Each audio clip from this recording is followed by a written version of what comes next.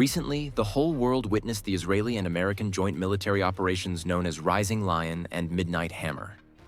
These operations were launched with a lot of hype and strong claims by both governments. Their main goal was to destroy Iran's nuclear program and stop Iran from becoming a nuclear-armed country. However, despite all the advanced technology and heavy bombing, the truth is that both of these operations failed to achieve their most important objective: destroying Iran's nuclear stockpiles and the underground facilities that protect them.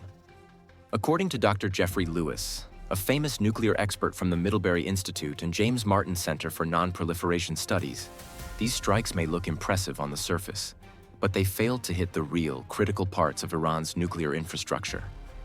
Dr. Lewis clearly said, "These strikes are tactically brilliant but may turn out to be strategic failures."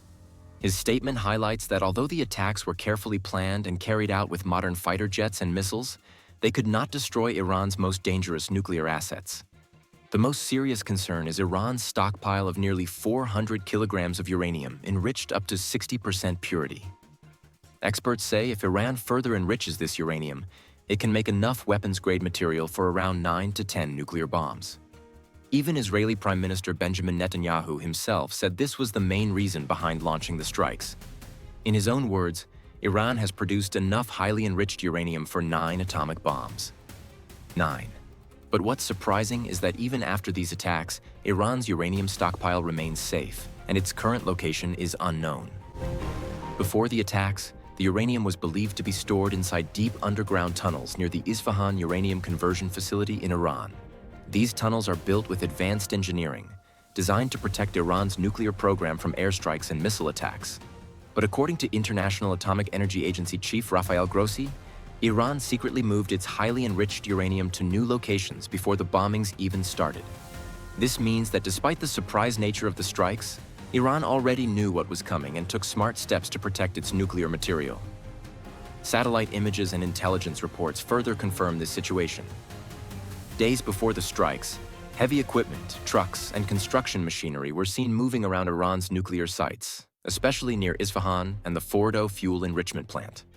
Some reports even suggest that Iran used these trucks to seal the tunnel entrances with dirt and concrete, making them harder to target during the airstrikes.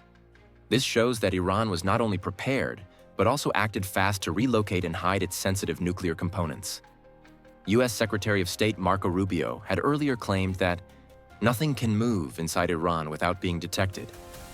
But now, this statement has been completely proven wrong. The clear visual and satellite evidence shows that Iran successfully moved equipment, materials, and possibly even the enriched uranium without any interference.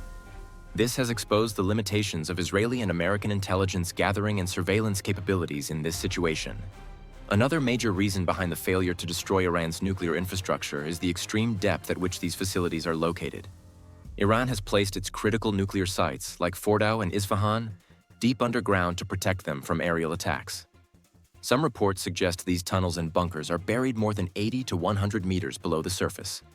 On the other hand, the United States has a powerful weapon called the GBU-57 Massive Ordnance Penetrator, also known as the Bunker Buster Bomb. This bomb is designed to destroy deeply buried targets. It can penetrate up to 60 meters of reinforced concrete or hard rock. But in Iran's case, these nuclear sites are believed to be buried deeper than that, making them nearly impossible to destroy completely, even with the GBU-57 bomb.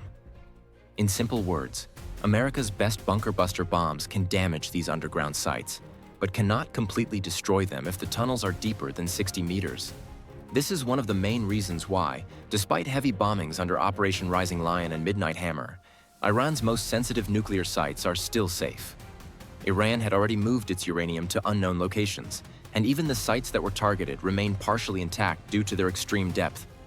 In conclusion, the Israeli-American strikes were large-scale and showcased advanced military strength, but they have not been able to neutralize Iran's nuclear threat. Iran's smart moves, underground protection, and early preparation have allowed its nuclear program to survive, raising major concerns for global peace and security in the coming months. That's all for today's update. Please subscribe and like this video.